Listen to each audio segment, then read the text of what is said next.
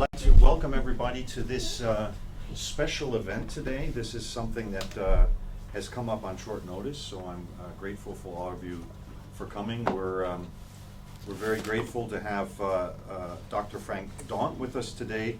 But before I introduce Frank, let me just say a little bit about this event. We, together with Chiara, Dr. Famiki, Associate Director of CERC, we were talking about the fact that Peter Carey was here on Monday, and then we had the suggestion from Novi about the movie showing the act of killing. For that, we're very grateful. And then we came up rather short notice, which shows that even academics can be somewhat spontaneous. We're not quite jazz musicians, but we can improvise a little bit. To come up with a series of events this week, and this is the culmination today. So we'll have Frank's talk. Frank will be talking to us for 45 minutes to an hour. We'll have time for discussion. Then we'll be having some refreshments afterwards at 3, for which we will ask for a small contribution, right? Yes. Okay.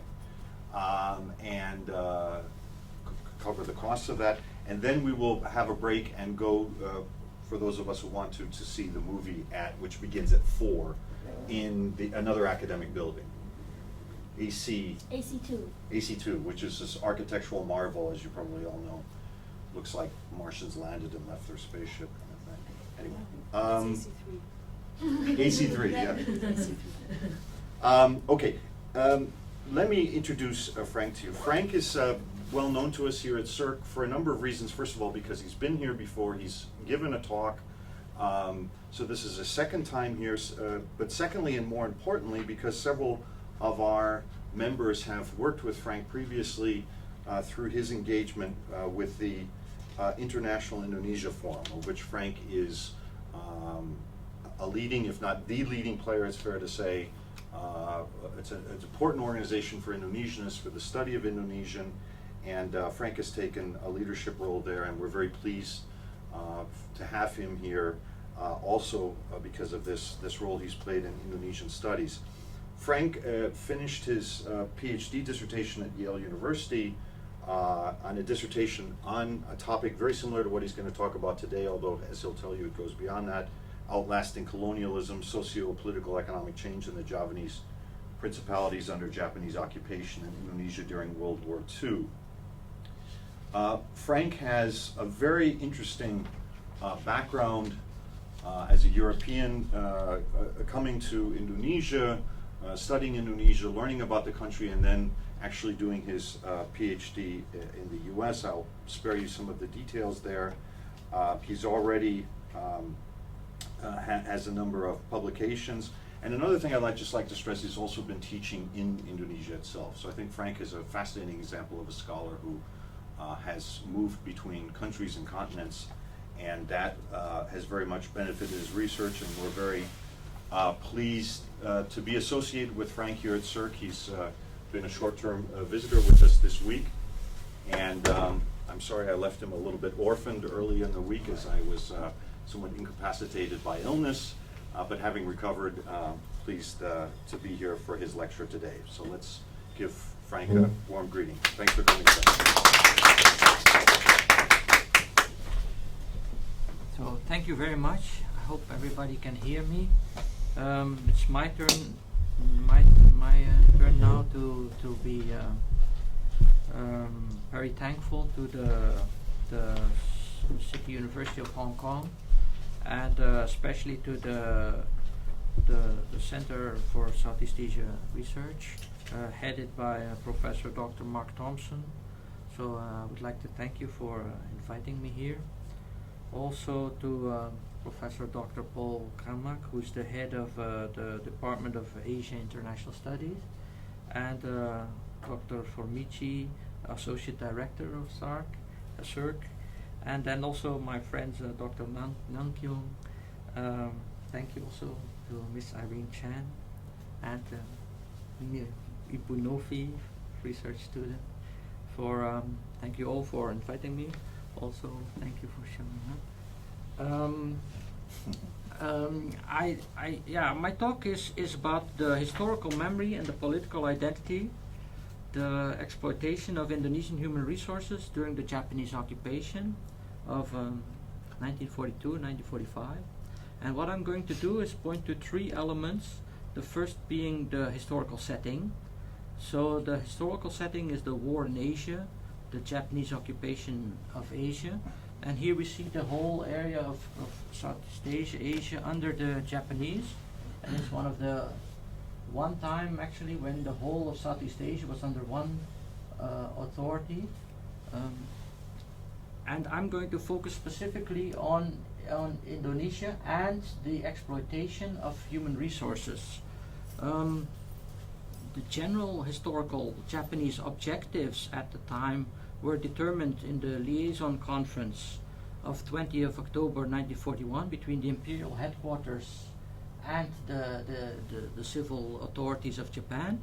And they were to set up military governments to restore public order after occupying Southeast Asia, to expedite the acquisition of resources vital to the national defense, and to ensure the economic self-sufficiency of the military personnel.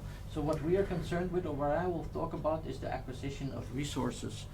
In Indonesia specifically, this was for the whole of Southeast Asia, but a general directive. But in Indonesia specifically, you can see that same objective come back. And this is the source I use is Miyoshi Shunkichiro, who is an official who was a vice consul of Batavia before the war, and he comes into Indonesia at the invasion of March 42 in Java specifically, and he heads he's a senior advisor to the Japanese military administration in Java. Basically, the acquisition of raw materials is extremely important, and also use of propaganda, and I will show that later in my talk. The human resources in Indonesia, it's clear for Java, the two important aspects of resources that the Japanese wanted is mostly rice and people. Shigeru Sato has done a lot of good work on that in his book War, Nationalism and Peasants, and also Aiko Kurosawa, who's finished her dissertation in Cornell, Mobilization and Control is a really very interesting book for this research. Shigeru Sato showed that based on various economic studies, that actually the production of rice in Java went down considerably. And this is important because it led to a lot of starvation. That's the point I want to make. My focus will, however, be on population. And as you can see from Indonesia, this is a very recent map, but it just gives you an indication. You can see Java is extremely densely populated, and the other areas of Indonesia are far less so. And this is today. So the population density in Indonesia, based on the Japanese study Jawanenkan, in October 43 is 51 million inhabitants on Java alone. The Javanese average population density is 315 people per square kilometer. That's Japanese data in 1943. The principality area where the traditional rulers had their domain is even more densely populated with 424. That's one of the most densely populated places on Earth, comparative to the Nile Delta areas like that. And the Dutch census of 1930, which is one of the very few historical sources that we can rely on to be quite accurate, it's estimated 90% of the population is rural, lives in countryside. And outside of Java, you have a population density of only 9 people per square kilometer. So which basically shows that Java was very important because the resource they had most abundantly was people, population. So as you can still see nowadays. But it was even more clearly the case in 43. This 9 people per square kilometer is a census of 1930. There is no better data. So Java acted as a supply depot for Southeast Asia for human resources. And I will distinguish 2 different groups. basically the male and the female aspect of these resources. The males were largely slave laborers used for large infrastructure projects, and the females were mostly used as sex slaves, also in military areas. And they are referred to often in literature by their Japanese name, Romusha and Yanfu, Jukun Yanfu or Yanfu. And here you can see from a very basic dictionary the origin of the word. Romusha, it's laborer, a workman, like a coolie to an extent. And also then the Jukun, the campaign, and then Ian is solace, relaxation, lady. So the comfort women is often used. Now the dictionary translates that as army prostitute. Now there's a lot of things wrong with that terminology, because it automatically stigmatizes the people who were victim of this practice. But let me first address what happened with the laborers, the male laborers from Java. A lot of male laborers were recruited all over this area, and then were sent out to areas where infrastructure projects took place. And one of such infrastructure projects is the Pekanbaru to Muara Railroad, where the Japanese tried to establish a link for quick troop movement, but also access to ore that they dug up in the coal mines here. Another project in Indonesia, in Java itself, here you have Jakarta, was the Bayah Saketi Railway, where there was an old mine here that the Dutch found not worthy of exploitation, because it would cost too much to get the coal out. But during the war there were other priorities, and the Japanese used a large number of Indonesians to construct a railroad here and to work in the mines. This was one of the largest infrastructure projects in Java itself, where these workers were used under terrible conditions, of course. So the use of the workers from the human resources, the male human resources of Indonesia, was essentially on these infrastructure projects. Here you see from a website from a Women Active Museum on War and Peace, a Japanese NGO, where a lot of comfort women stations were. And we can see on Java, it's mostly Java is very well represented. The Navy, Indonesia was basically under 3 different administrations. This area was under the Navy, and the headquarters was here in Makassar. So you see a lot of these comfort stations in Makassar, where lots of the troops were. Another area was Sumatra, under a different administration, and then you had Java. Java is, of course, the most densely populated, and also a lot of troops were located there. This map there is based on official documents, also testimonies. It's not totally accurate, I think, but it gives you a very good impression. Now, what I would like to point out to is a lot of people know about the Burma-Thai Railroad, because the Burma-Thai Railroad is one of the most publicized cases of slave laborers, and a lot of people focus on the prisoners of war who worked there. But what people forget is that a lot of the largest segment of people who worked there were indigenous laborers. Now, I've been to that railroad, and I've actually tried to find documents. An estimate I found was that there were not so many Javanese transported to there, about 12,500. The reason for that being is that it's relatively far, and there were local population was available. What we do find, though, is that a lot of railroad material from Java railroads were broken up and were used to construct the other railroads. So the Japanese basically took away a lot of railroads and built their infrastructure with the material that they took from Java. So a lot of the railroad today in Java is only single track. It was double track during the Dutch era.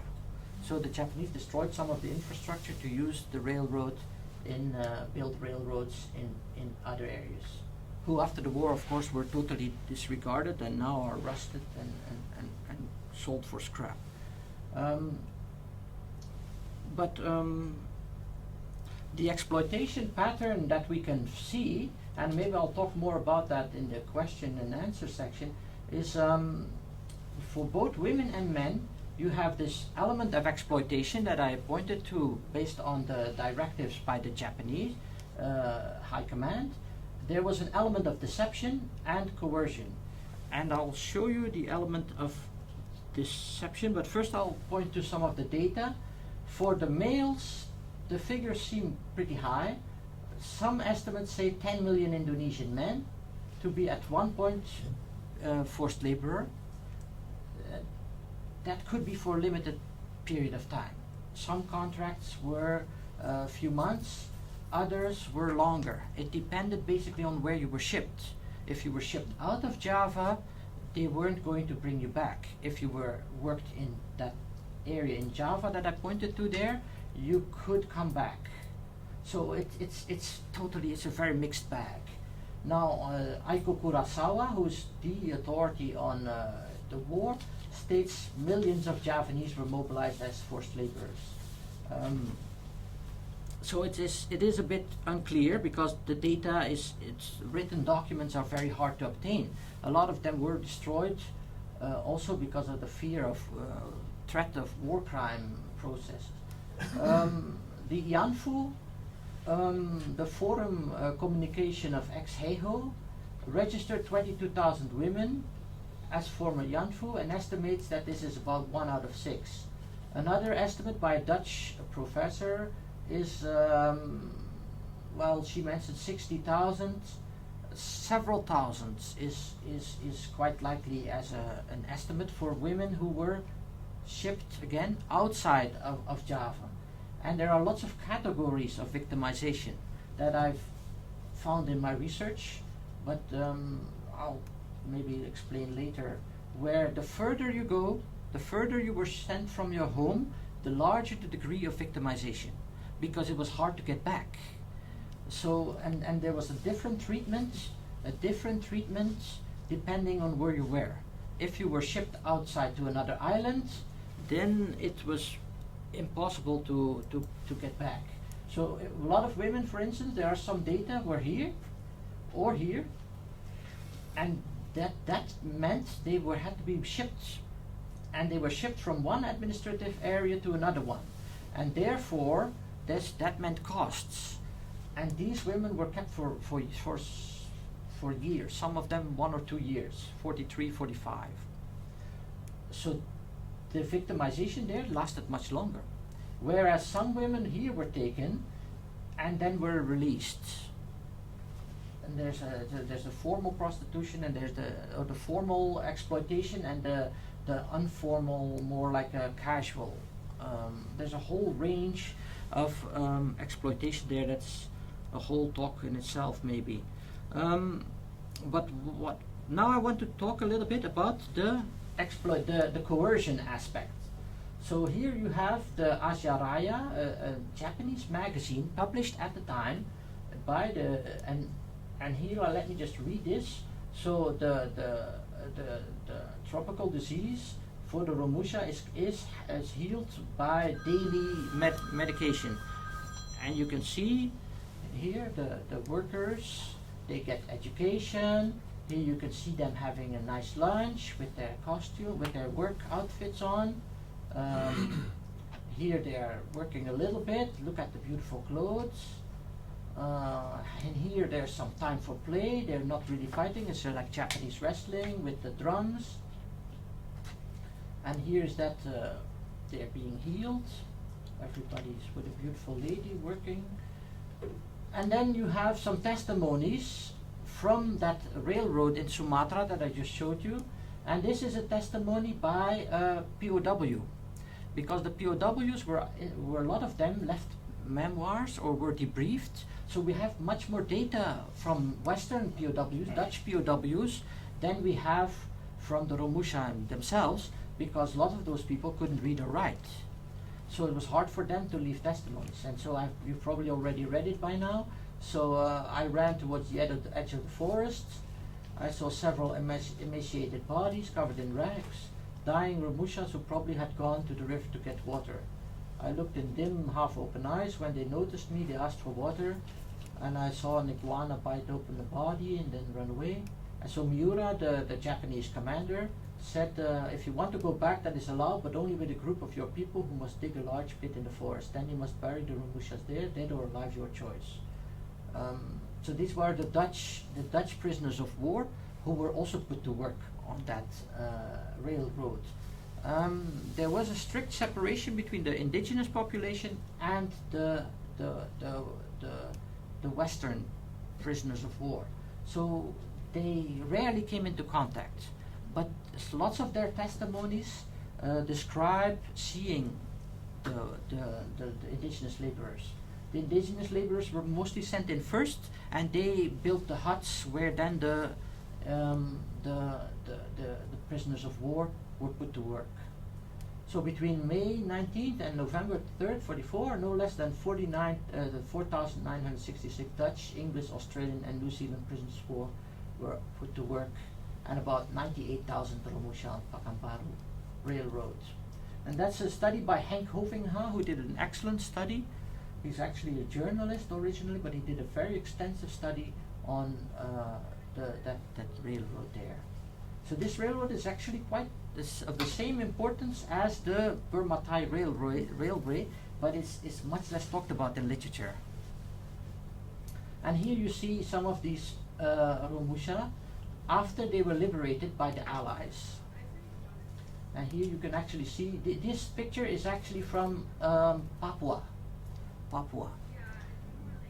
And again, here again, you have different categories of male human resources. Some of them were basically people who were attached to Japanese battalions as well. They would then be called heihu, which means auxiliary soldier.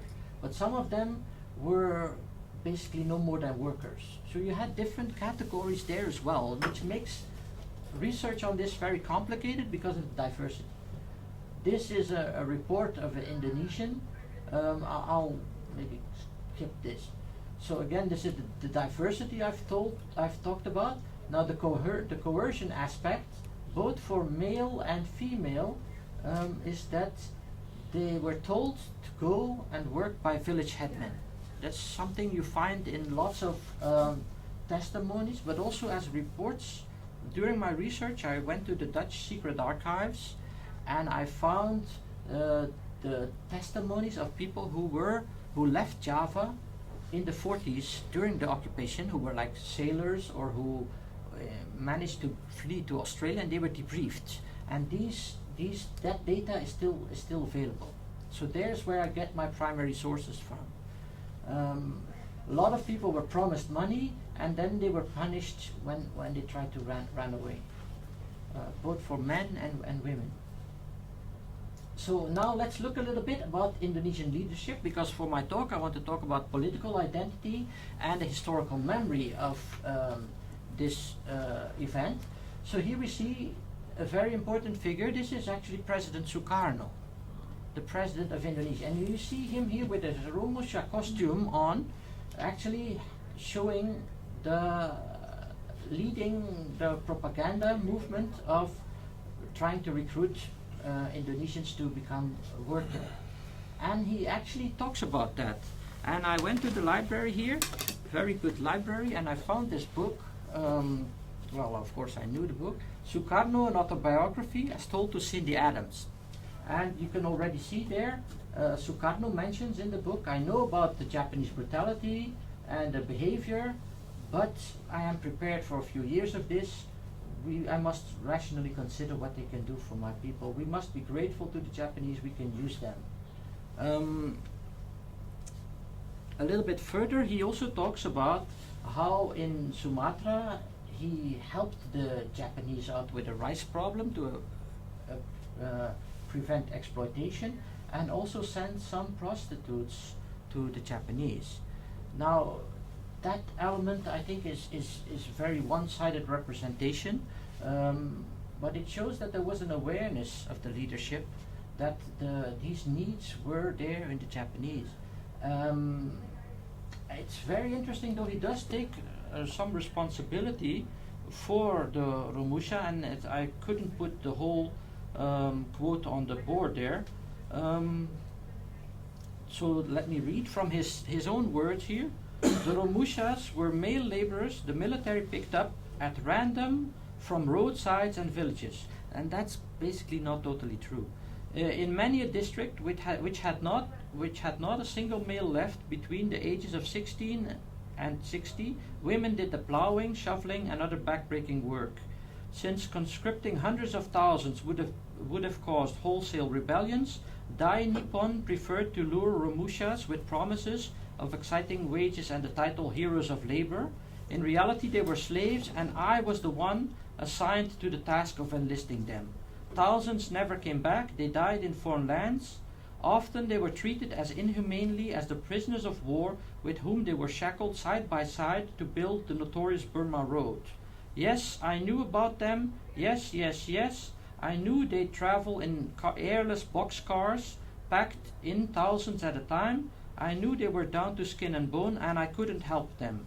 In fact, it was I, Sukarno, who sent them to work. Yes, it was I. I shipped them to their deaths. Yes, yes, yes. I am the one. I made statements supporting the recruitment of Romushas. I had pictures taken, and he goes on a little bit. So he does. What I want to point out to is that in the case of the Romusha, there is an element, although limited and veiled, of taking of responsibility and of bringing the suffering of the Romusha into the national memory or the national narrative of Indonesia. It's also pretty hard to hide because there were so many of them. Now my question is, or my point that I also wanted to raise here is, the men are visible, the women are not. There is almost no mention of the women aspect. And I want to give a small shout out to my friend Upik Chalins from Cornell University, who quoted in her MA thesis actually a point by Magnus Susweno, who is a Javanese researcher, and he wrote, there is in Javanese ethics conflict, aversion, and respect. So all these elements of avoiding conflict by not bringing it up and respect for authority, these are elements that led to the victimization of women and the respect, and also men, and the respect for authority, forcing a kind of situation where people couldn't come up for their own rights, but also how after the trauma or after the abuse, there was no speaking out. And this is the loss of face, painful memory, shame, and stigmatization. This is also, this will come up again, because this is very clearly something that researchers in the 1990s and 2000 found when they did research and interviews with comfort women, and I'll point to that. So end of war, end of excuses. This is a quote from the Sejarah Pergerakan Nasional, a history book in Indonesia. So I want to show here with this quote that the Romusha are very clearly a part of the historical narrative, historical memory. So this is a very basic textbook used by the Indonesian professor of Gadjah Mada University, and he writes, the Indonesian people were degraded in an inhuman way for victory in the war that faced them. Romusha, or forced laborers, were the main way to Japanize and build defense posts, military bases, defense caves, etc. Also, the Japanese government extracted the Indonesian riches to help the industry in order to keep the war going after the first 6 months. About 300,000 is an estimate that's given, that it was sent outside of Java. And I've already mentioned that the suffering of the people who were sent outside of Java were larger because it was harder to come back. And also there was an investment made in recruiting those human resources. They were not sent back so easily. So, but the point here is very clearly, Romusha are part of the Indonesian history, are recognized to that extent, are also President Sukarno clearly mentions that. Now, where are the women? Where are the women? You do not really find them before the 1990s in many history books. Now, there was the Lembaga Bantuan Hukum, the Legal Aid Society of Yogyakarta in the 1940s, started registering about 17,000 Romusha, about 1,150 as Ianfu, and about 300 cases they retained as being very genuinely, absolutely sure that these were comfort women. Because of that various diversity in where do you put the limit between comfort women? Do you have to be sent outside of Java? Can you be comfort women inside of Java? The victimization is not really clear for legal context. We see some studies done by Lucia Giuniningsi, 1979, case study of interviews, about 40 women. Another one by Natalia Christi Prasetiorini, examined how their families, how they coped with the trauma. Also very good work done by Eka Hindriyati and Kochi Kimura, who documented the story of Mardiem in Yogyakarta, and she was one of the women who was sent to Borneo. So she is actually a really important source of our knowledge of what happened to women. And you see the same elements of she was actually lured into becoming a comfort woman, thinking that she could work overseas and make some more money. So there's an exploitation element, and where you find that most of these women totally did not voluntarily go there. Now, for historical memory, most of the women were invisible, and there was also quite a large stigma because these women were referred to as Bekas Jepang.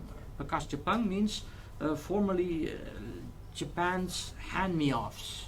So basically, for these girls coming back to their community or stay, some of them actually stayed in the areas where they were because they couldn't afford to come back.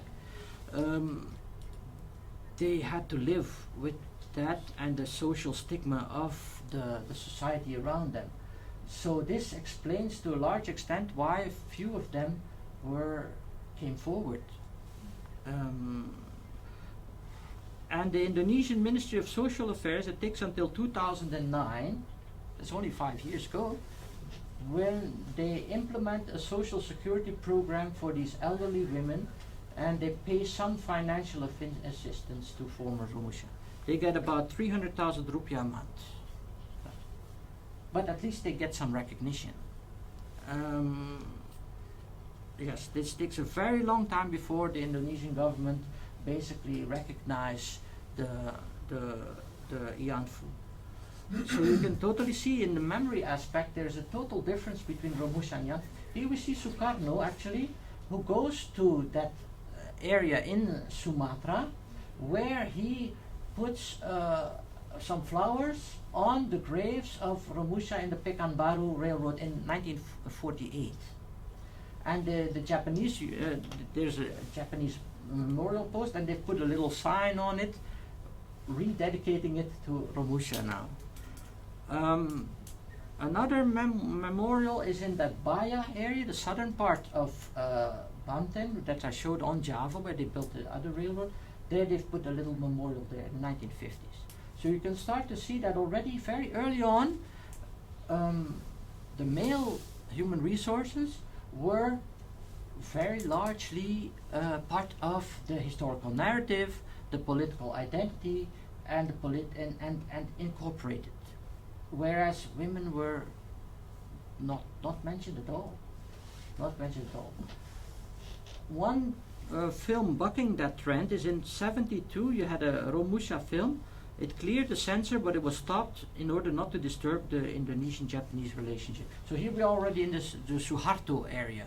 Suharto area where development, Japanese development becomes important, and for the good relationship with Japan, a lot of this is hushed up or basically not talked about.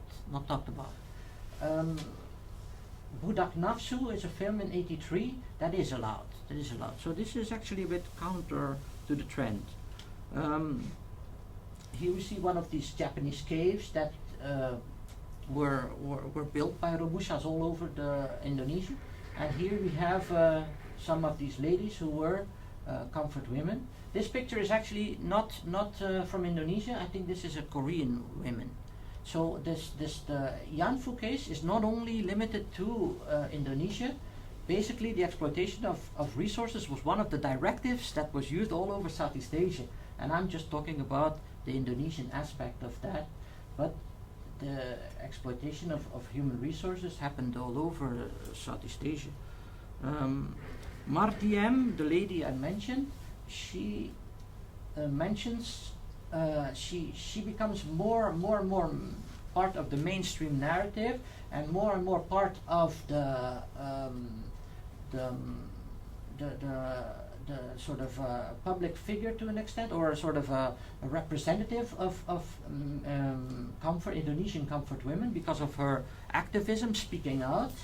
And she also becomes more and more reported on. So Jakarta Post already 2001 until 2007. At that time she's 78 years old, and she actually died a few years ago. So but she left her story in a memoir. Momoye mereka memanggilku. They called me Momoye because she was in Borneo. She was put in a room, and all the women were given Japanese names, and her name was Momoye, and she describes that, and it's recorded very well done by Eka Hindriyanti and Koichi Kimura, who were activists and did a lot of work. So we can see some of the research being done, but it takes until the 1990s before this happens. Whereas in the Romusha case, you see a very clear, it's more in the open because it's larger scale. There is an element of shame, but there is also a political element of responsibility, although quite limited, where Sukarno very clearly says, I was responsible for it. In Yogyakarta, Surakarta, the principalities, I maybe mentioned this before in the other talk, you see politically it's recuperated in a different way. It's more like it's more portrayed as protecting the local population, which did take place by implementation of infrastructure in the region itself, and more clear. In the case of Yanfu, it's hidden. It's hidden because I talked about a few thousand, several thousand comfort women being sent out of Java, but there was a huge category of several tens of thousands of women who became victims of rape, of temporary abduction, where they were placed in barracks for a few months, some weeks, some months, or some were put in comfort stations in Java itself. And there the treatment was different from the other islands because it has to do with venereal diseases. So there was a scrutiny by the military, and those women who were found to have venereal diseases, by the men of course, right? They were basically sent back home. So some of the women, from testimonies that I found by people who saw these women come back to the village, these women always came back heavily traumatized and infected with various diseases. Now those women who were sent to Borneo couldn't so easily be sent back, and there the military controlled it more. So there was more health checks and there were more use of condoms. It's quite a complicated story, but purely from the point of view exploitation of human resources, this made a lot of sense for the Japanese military. There were this forms, of course, a source of collective shame and resentment, and responsibility of the leadership, the Indonesians who actually acted as accomplices to an extent. They refuse to, or there's a refusal to talk about this. Many civil servants tried to oppose this it depends on the strength of the individual. But basically there was no way that the Indonesians could prevent the Japanese from extracting the resources. So there is the Sukarno apology to that extent has a lot of value to it, because it was very hard to oppose the Japanese who wanted to extract the resources, and they saw women and men as such.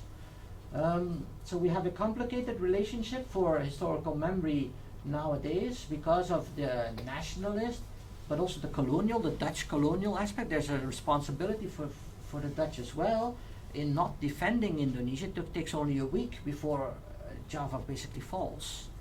So the Dutch are totally not ready to fight against the Japanese army, who with hindsight now we know was overstretched. And then there's a very sensitive issue also, a trade-off with Japan. An estimation 5 million Indonesians were killed, but there was payment received for that. And then the Japanese investment under the Suharto era causes sort of a refusal to talk about bringing up sensitive issues, which is in line with that philosophy of Indonesia. This is actually from the Filipino women who protest against the injustice and the fact that there as well this issue is sort of less talked about, especially in Japan itself, because in Japan itself this also becomes a political issue where right-wing activists claim this never happened, or basically say that this is an exaggeration. And some monuments, like a monument in Korea, for instance, was recently destroyed or by a right-wing group. And I just found out in the news. So here we see one of these other women. This is Mardiem actually, and here her friend, who were both sent to Borneo. So my conclusion is that if you look at the exploitation of Indonesian human resources in World War II by the Japanese, then you can see that it is remembered totally differently depending on the depth of trauma and the shame of Indonesian society. You find there's a constant denial, but there is some recognition by Japanese civil society groups. So the initiative comes from civil society, and that acts as an external catalyst. And that was actually also an element that the talk by Peter Carey brought up, where you can see the external factor changing that balance. And Sukarno points to that, where he says that the Japanese come and they cause this relationship between the colonial and the Indonesian and the Dutch to be disturbed. So here as well, this silence aspect is broken by the fact that the civil society groups in Japan start to talk about comfort women. So the initiative to talk about Yanfu in Indonesia is largely hushed up, both through shame of the women themselves and also society around them, and this aspect of let the past be the past. And we will probably talk about this as well in the movie about the act of killing, where again we see a movie made by an American filmmaker who basically stirs up debate in Indonesia, pretty similar to do this. So it remains a political issue, both sensitive, both in Japan and Indonesia. Thank you. Thank you. Patients and parallels also to what we'll be talking about after the movie later today. I also wanted to add, when I mentioned your work in various places, of course, Frank also has spent time in Japan and learned Japanese for his research. So, just throw that in. Just something everybody does casually. Anyway, a somewhat sarcastic way of praising your linguistic talents, Frank. And thanks for that very comprehensive presentation. I'm sure there are questions. Thank you. It was so interesting and stimulating. I think I have two relatively specific questions and one broader one. So I'll go with the specific ones first, and then I can lose myself in rumbles.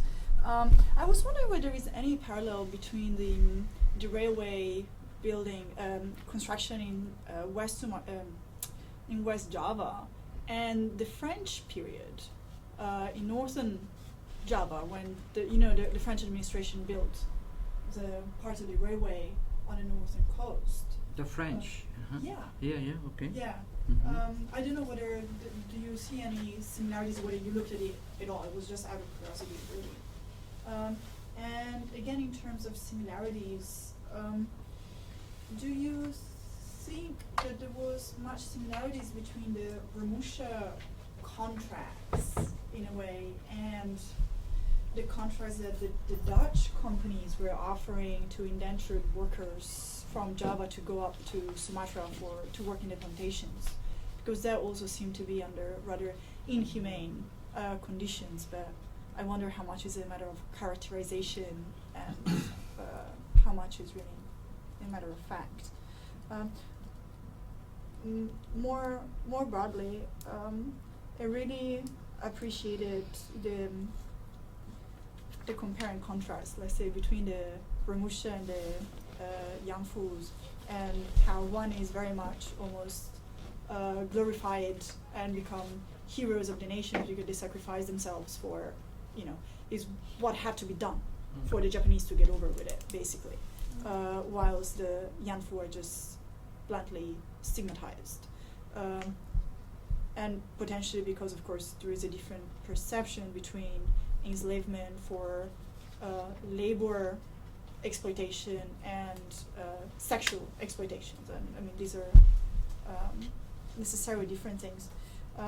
But I mean, how much is there besides the shame, the thing that, I mean, this sounds so not politically correct, but I'm just going to throw it there. That after all, they were prostitutes, and probably they were looking for it. I mean, it's that kind of attitude towards comfort women. I watched a couple of months ago Sukarno, the new movie that came out.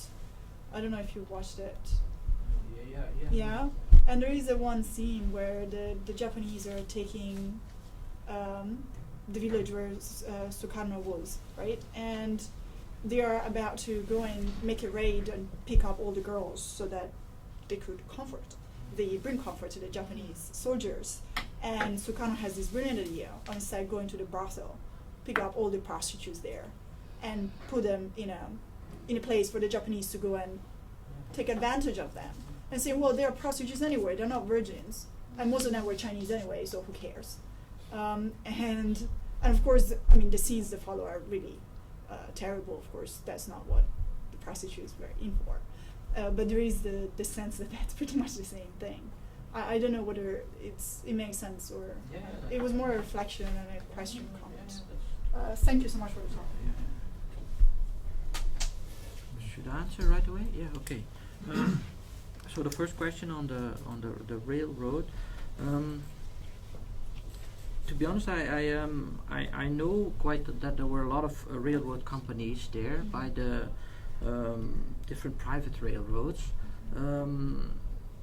It's mostly not so comparable, basically because of the war conditions, and also the fact that the economic exploitation, the economic viability analysis is totally lost.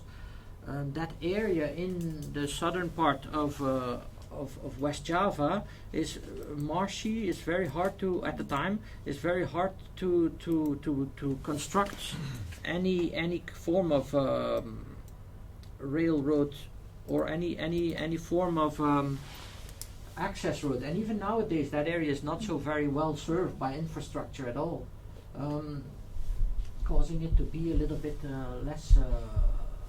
I don't want to say backward, but more like a sort of That's where also the Darul Islam rebellion. Yeah, exactly. That's not a coincidence, actually. So a lot of people were there relatively poor, uneducated, and it was hard to construct something there. And there were Dutch plans of checking the viability of building, extracting the ore there, but it was abandoned because of the harsh land, the difficulty of getting access roads and workers. But during the Japanese occupation, of course, this is not important. What is important is to get the coal, because it's a resource for the Japanese. And you also have to see this a little bit in the context of the war, where the Americans are starting to sink a lot of Japanese ships. So the Japanese Navy was perhaps quite strong, but the merchant navy was weak. It was not so large. So the more tonnage gets sunk during the war, the less the Japanese are able to ship resources over from one island to another, or from one region to another. But that was sort of envisioned a little bit, because you see this autonomy of the areas that's already in the directive of 1941. And under that directive there had to be a self-sufficiency, which means that every area had to produce food, every area had to make sure that they get their own resources. So there's a totally different economic way of looking at projects and building those. This area is also a lot of diseases, tropical diseases in that region. Compared, and I'll maybe answer as well the question about the coolie and the Dutch, and at the same time do that. Depending on looking at the conditions, there is an argument to be made that it was very similar, or to an extent comparative, the exploitation of human resources under the Dutch era, or even in other colonial eras, because there were lots of the Indonesian nationalist movement had a lot of protests against the treatment of coolies, Javanese coolies, who were sent to Sumatra and who worked on plantations there. And there is some research done on that, where the situation, the conditions of workers under the colonial regimes were also quite bad. As the Japanese situation is made much worse because of the war going on. So that is also partly an element that cannot be denied. It's true. It's basically true. The war makes the situation harder for the workers in the Japanese time. And you can see that some of the people who worked at Romusha in the Bayak area, they worked for 3 months and then they were sent back home. Others who were sent abroad were not sent home. Now the exploitation takes place at the moment that people register to become Romusha. They are promised to be put on a project in Java, but they are sent abroad anyway. So there is a very callous way of dealing with the workers that was much more the case in the Japanese era than in the Dutch. But the conditions being harsher than expected, that is something that's quite a constant, even maybe nowadays today. So there is a parallel with exploitation of the subaltern and the powerful employer usually, which is probably historically quite similar everywhere. But it's aggravated by the war conditions. The issue of the female sex slaves, or word prostitutes, is a bit harsh, because of course there was a lot of prostitution in Indonesia as well. But most of these women were specifically recruited because they were virgins, because the Japanese wanted to avoid sexual transmittable diseases, so they needed clean women, and they were inspected before they were sent outside of Java. And it's only after they contracted the disease that they were sent back. So some comfort women stations in Solo, for instance, Surakarta, some archives I found were from people who were debriefed during the war and who lived and witnessed women come back after several months. And they were in Surakarta. There was a house on the main street of where the Sultan's palace, not too far from the Sultan's palace was, and there was a sort of an old hotel, and they had put a bamboo fence around it and a few guards outside, and inside were these women put in these places. And there was a constant stream of new girls, basically, because as soon as one person was infected, she had to leave. So this is totally different from what you would say prostitution, of women already doing this because it's an easier life or choices or whatever. That word prostitute is very dangerous to use, and it's also sort of a pity that in the academic debate people don't pay enough attention to that, because you immediately stigmatize somebody and making it harder for her to speak up. I think there are several other questions, so maybe this time we'll have a group of questions, starting with Nan and Bill, then I'll answer that. Yeah, I think actually people who are familiar with this issue, they wouldn't use actually prostitution. I think. I think mine is not a question. It's more on more like a comment. I think the invisibility of women, or you said the women's trauma or pains were hidden. It's basically because in general, women have until very recently been excluded from the discourse. In other words, in the production and consumption of knowledge, I think women basically were missing or have been missing from that process, so that their voice was not really heard in the understanding of the past. Does it make sense? In general, so that's one thing. I think it also historically specific, to the political and economic context in Indonesia in the 1950s and 60s. I think the circumstances did not really allow that kind of debates or discussions about the pains, particularly women. I think were not really reflected in the political turmoils, the economic hardships, and so on. So that's another thing.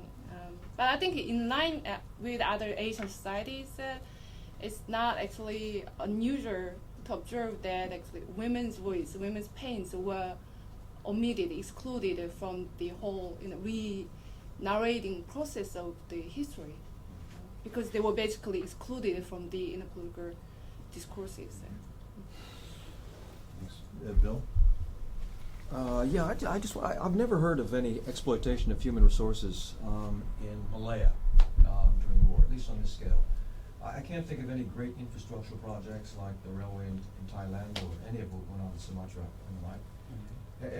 Am I wrong about this, or has it just been so covered up that we don't know about this, or did much of this go on? And if it did, would it have been indigenous men and women, or would it instead have been mostly Chinese? I'm wondering if the ethnic dynamic there would have shifted this whole thing, such that comfort women would have been recruited almost exclusively, I guess, from the Chinese community. So how much of it went on in Malaya, I guess, and how would it have differed from what we see in Java? Frank, let me just throw in my 2 cents as well. First, could you comment on that figure you said almost in passing, 5 million, which is a stunning figure, which is higher than I'd heard before. Can you comment a little bit on that and what some of the discussions are behind that? And the second question is, when you talked about Sukarno's apology and Sukarno's view of these things, you mentioned in passing that he's putting this within a nationalist narrative, and presumably what you mean is my enemy's enemy is my friend, even if this person's not, or this country in this case, is not behaving particularly well towards my people, but it's for a higher goal, right? I wondered if you could discuss that just a little bit more, unpack that a little bit more, and it's quite striking that given the costs that this strategy involved, how that narrative held up, And I'm thinking in particular of the problems that narrative encountered, say, in a place like the Philippines, although very different context, but you know, how controversial it became, and as you may know, the Philippine leader, Laurel, was almost assassinated, or there was an attempted assassination, and there was just huge controversies in the Philippines about this whole issue of collaboration and the costs it involved, and yet the Indonesian narrative seems to have held up relatively well. I mean, there's discussion of the human costs in terms of that, but the nationalist narrative that's been constructed around it doesn't really get implicated, right? It's not like national leaders themselves get the blame. It reminds me more of Burma and Aung San, where Aung San comes out untarnished, even though, of course, Japanese occupation of Burma also proves to be very costly in human terms. Yes. Okay. Okay, thank you all for the great questions, great comments. Maybe first a question by Dr. Nakyung. Well, your comment is quite right. It's also, I think it's very important to point out that the Indonesian women, as well as the men, there was a very low level of education. I didn't talk much about this now, but the literacy rate was very low. These women were mostly from areas in countryside, so they were already not very able to stand up for themselves. And also there is an element of the colonial aspect where the Tokyo trials, for instance, that address some of the responsibility. The Dutch are the representative for Indonesia, whereas at the time there's a revolution going on from 45 to 49, where you have a whole new range of victimization of other groups, more pro-Dutch or more ethnically Chinese, or Indo is the category called for the mixed race people. So the traumas are basically piled up on each other, and only one relatively small group in the size of numbers is women. There is some political sensitivity towards it, though, because you do have the communist section of the communist leaning, because we have to be careful with these labels. Basically, the more left communist leaning political spectrum has a sensitivity towards it. And there are a lot of civil servants who are assassinated after the war out of anger for what they did, basically sending men and women with the Japanese. Also, the Japanese are very widely hated. But this is this double identity there, where Professor Mark talked a little bit about, basically where, on the other hand, the Indonesian is put in this, the Indonesian civil servant or the Indonesian nationalist leadership is put in this difficult position where, on the one hand, they were a facilitator, and they try to justify that somehow. And it doesn't really hold up well, because they went along very, very far with the Japanese. Now, Sukarno's position, though, in Jakarta is very limited. He has almost no power. And before Sukarno, there are some other leadership. There's some other leaders called the AAA movement, who's made up by more people who come from the Parindra. It's a political party created by Sutomo and Surabaya-based, a very strong political party that was perhaps destined to take over after the war. Parindra, it's called, and that these leaders are originally put in place. But the situation is extremely complicated, because in the Japanese themselves, you have the civil servants, but you also have the military and you have the navy, and all of these basically don't get along, and they all have their own clan or their own group of people they work with. So depending on the power balance shifting back and forth, the Indonesians who work for them or are connected to them get promoted and don't. And that creates an extra element of complexity, where the Indonesians are basically pretty powerless to do anything about, except in, and I didn't talk about this today, the Yogyakarta Surakarta area, where they have their rural base or their traditional home ground base. But the nationalist leaders are pretty powerless. Now the fact that they weren't, and now I'm transitioning a bit, the fact that they weren't really held accountable after the war, or has a lot to do with the long struggle from 45 to 49 for the independence. Whereas if you look at the documents in the archives, there is a lot of resentment, especially for instance by the Dutch, that they don't want to work with Sukarno because he is this collaborator. But in a way, there is no viable alternative. There is no viable alternative because a communist leader would have been dangerous in the geopolitical framework where you didn't want Indonesia to be left-leaning. And the Sultan of Yogyakarta is also a hard sell because he's a very feudal ruler, and you're talking about the Indonesian Republic, and he's Javanese, which also doesn't really work out. And so basically Sukarno maneuvers himself quite well, and he uses his skill as a compromise figure, maybe to an extent also a figurehead, to remain in power. But Hatta's role is also quite important because he's from Sumatra, and he is a very respected intellectual.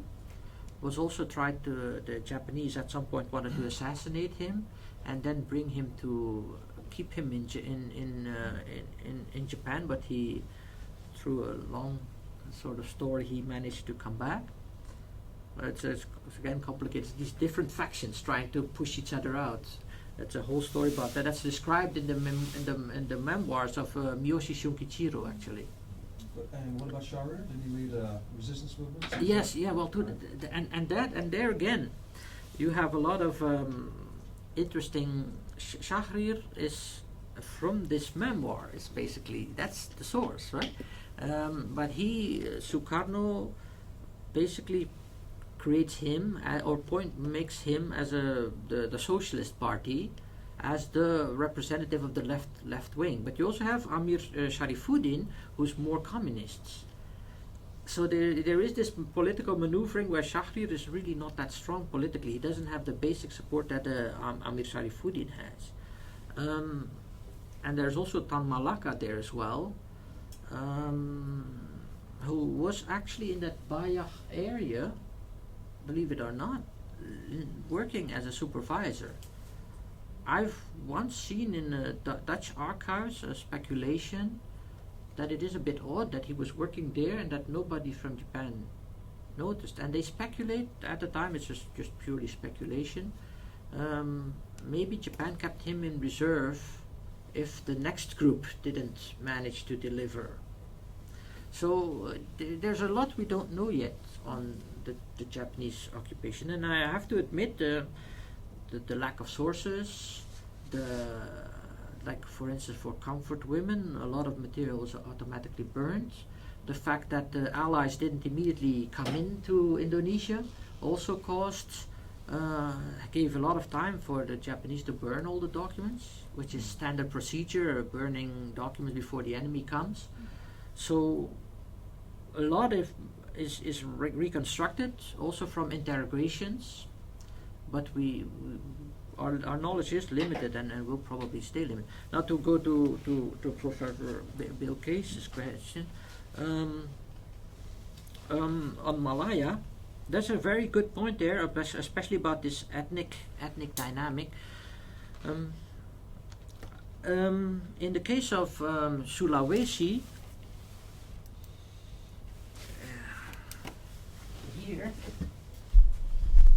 here we know that in the Navy area, the Japanese were very cautious of abusing the local women because they knew it would upset the indigenous population. So, and the population density was also not that high. So what they did do was rely on Javanese women that they brought in. So you do see an element of an awareness of trying to keep the indigenous population as much as possible in place. Now in Malaya, the fact that they were ethnically Chinese and that the war with China was already going on for far longer, probably points to a larger possibility of being of recruiting Chinese women for that.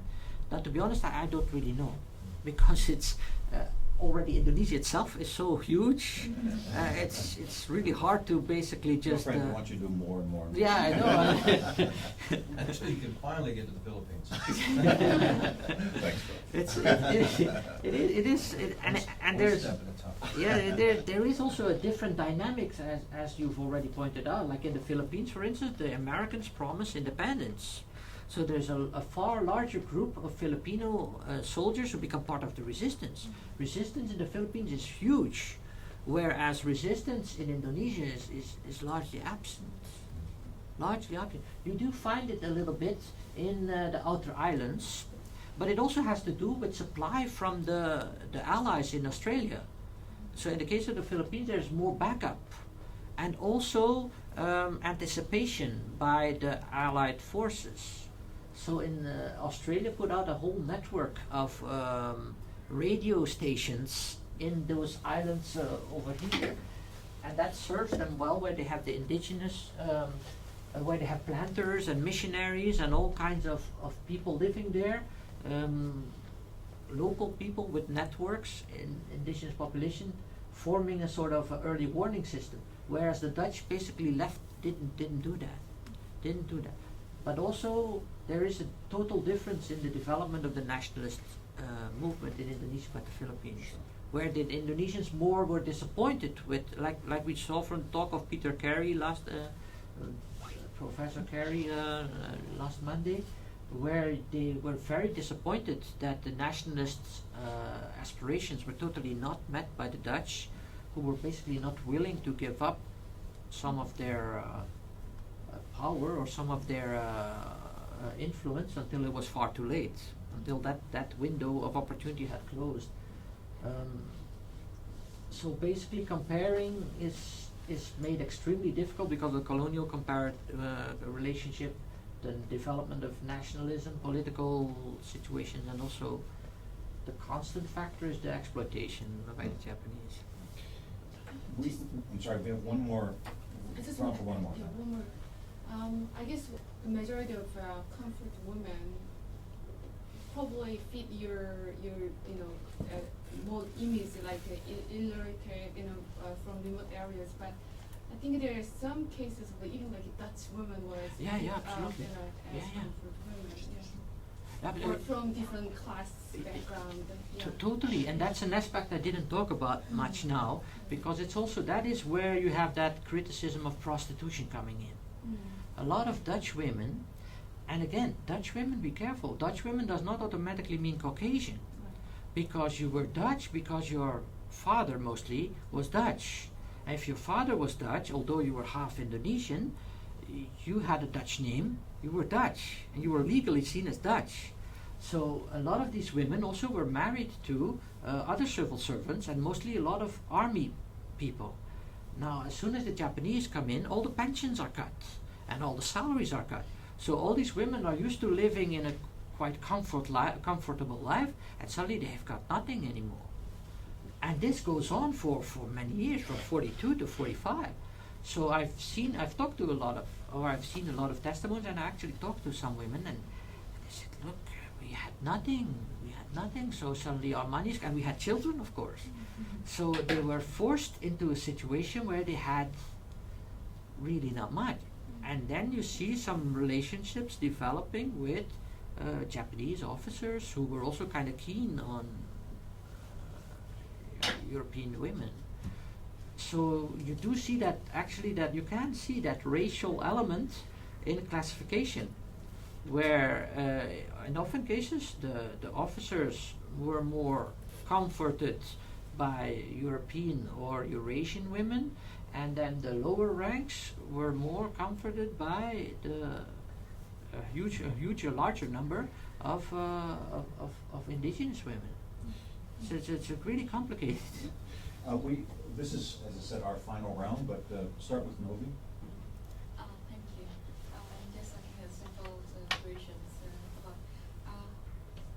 what's your argument about the government's current governments towards this issue? Because especially they keep silence, especially for the Indonesian people. For example, even at school, we have no any information about the convent women's the story about that. Yes, well, thank you for Yeah, just follow up. Yeah. Are there other questions, Bill? Yeah, just a very quick one. You had one slide where the Ramusha are being educated. Yeah. And so, what language would that have been in? And what was the Japanese language policy more generally?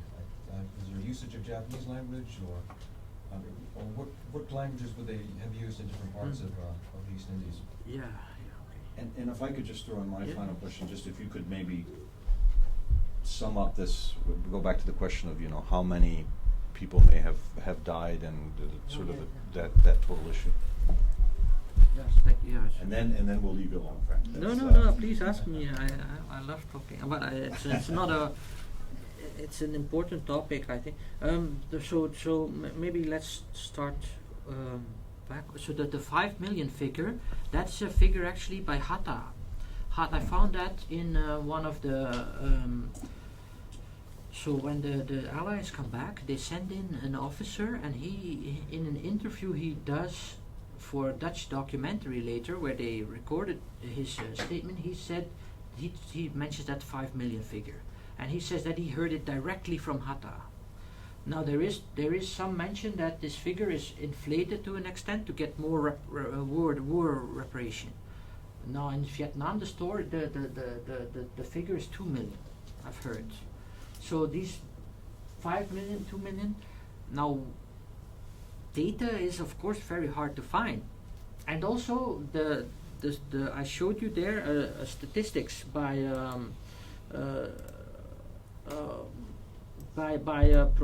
Professor Shigeru Sato about the rice exploitation there.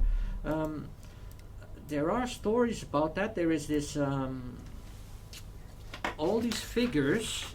There is Margono Joyo Harikusumo. He worked with other civil servants, and he said in his testimony, his memoirs, he writes that they worked at a great risk to falsify data on rice production in order to make sure the local population had enough rice and to minimize the amount confiscated by the Japanese. So, and there's so a lot of the data that we are now that we can find in Japanese archives, you could wonder if it's not falsified, and to what extent it's based on made-up reports. Another testimony I found by somebody who was responsible for the railroad, he said, I needed to report my data every so many months perhaps, and when I didn't have it, I just made something up that looked reasonable.